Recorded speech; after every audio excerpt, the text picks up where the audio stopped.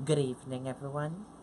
I'm Riley King, and welcome to the Riley King Newscast right here on the Riley King Network.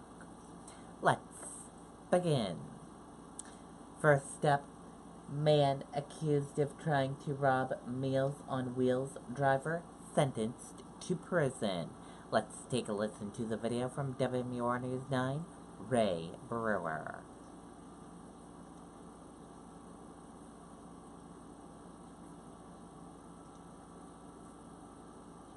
Out the door when it matters most. For more than a decade, he's been right there, everywhere. And when American jobs are on the line, he leads the charge. ABC's World News Tonight with David Muir is America's most watched newscast, and we thank you. Sean, one of those victims, said that she still sees Richard Feliciano's face every day, while the Meals on Wheels driver said she didn't know if she'd ever be able to drive her route again. A prosecutor described Richard Feliciano as someone who preyed on those he thought were vulnerable. Feliciano admitting to a string of robberies beginning on April 20th and ending on May 1st. Now, in two of the robberies, Feliciano was armed with a knife, including when he attempted to steal a purse from a woman on the corner of Grove and Wilson Streets. In addressing the court, that woman said that Feliciano had no one but himself to blame for the choices he's made, while the Meals on Wheels driver, who suffered a small cut to her index finger from the knife, said a lot more people than just herself suffered. Both victims asked that we just use their initials. He affected my family. He affected the clients that I deal with on a daily basis. They were afraid. They were afraid for me. And I want my voice to haunt you from now until eternity. So if you ever have a stupid notion to repeat the lousy behavior that you've shown so far, I hope it deters you. Feliciano was sentenced to 5 to 10 years in prison with a suspended consecutive sentence of 4 to 8 years. As for that Meals on Wheels driver, she is back to work, although she said it took a while before she felt comfortable on that route. Reporting live in Manchester, Ray Brewer, WMUR News 9. Okay, and there you go on that video and that report.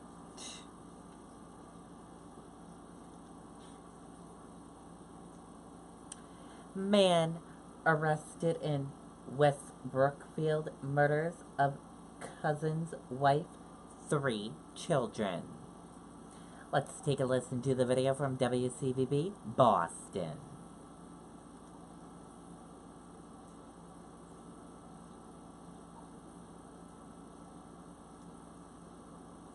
When we look around, we see a lot of potential. Our neighbors have the heart of a revolutionary and the courage of an underdog. The neighborhoods we come from give us confidence in the future and a vision for success. Envision Bank. See the difference. And this is a video feed from inside the courtroom today.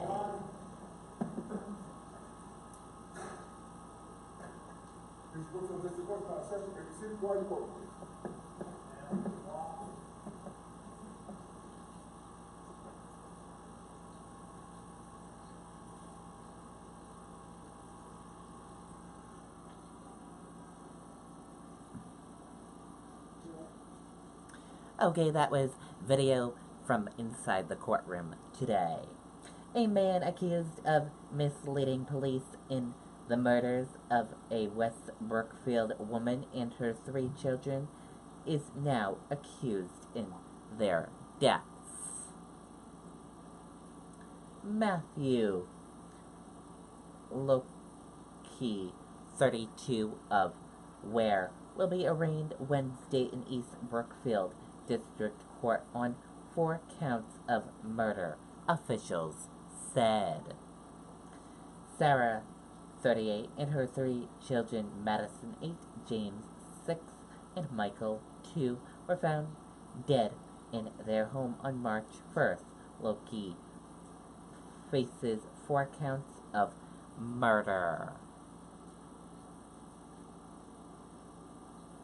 Police called to the home on Old Warner Road for a well-being check found the bodies of the victims in an upstairs bedroom. DNA and other evidence led to the murder charges, which were issued in East Brookfield District Court, according to the Worcester County District's Attorney Office. Loki is a cousin of Burr Mendez' husband, Mose Burr Mendez. Loki has been in custody since March, when he was charged with misleading investigators. Prosecutors said Loki told investigators Burr Mendez's husband impaled the game MS-13 was responsible. However, police said the two men didn't see each other after the killings. At his brief arraignment hearing Wednesday, a judge ordered Loki held without bail pending another hearing on October 18th. Loki's former attorney was killed last month when a crowbar crashed through his car windshield.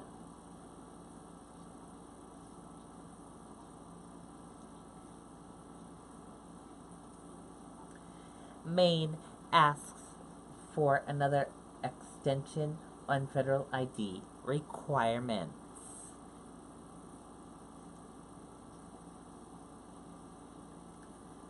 Let's take a listen to the video from WMTW News 8 Maine.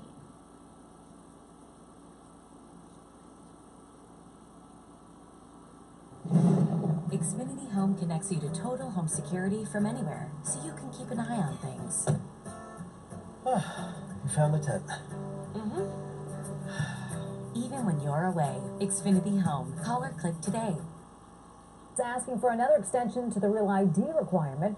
The current waiver will expire in just over a month. The Real ID law sets new federal standards for state-issued IDs like driver's licenses and identification cards. Without another extension, come October 11th, you won't be able to use a made license as IDs at airports or federal buildings. Secretary of State Matthew Dunlap says he's confident the state will get a new waiver. Okay, and there you go on that video and that report. And if you are a Maine resident, we want to hear from you. What do you think about this? Let us know and comment below from under the video. And now let's take a look at your U.S. stock market and see how your U.S. stock market closed for this Wednesday evening. And here's a look at that U.S. stock market. Your Dow Jones Industrial Average closed in the green and went up. Your Nasdaq closed in the red and went down. S&P 500 closed in the red and went down. CNBC IQ 100 closed in the red and went down. Gold closed in the green and went up. Oil closed in the red and went down. US 10-year closed in the green and went up. Euro/USD closed in the green and went up. And VIX closed in the green and went up.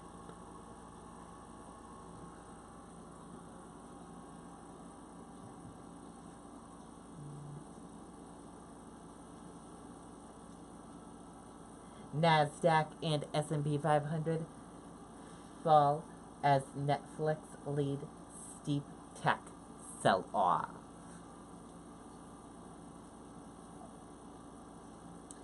A sharp well-off in tech pushed the Nasdaq and S&P 500 lower on Wednesday. Investors also braced for another round of trade negotiations between the U.S. and Canada. 5 takeaways from Covin's Supreme Court confirmation hearing.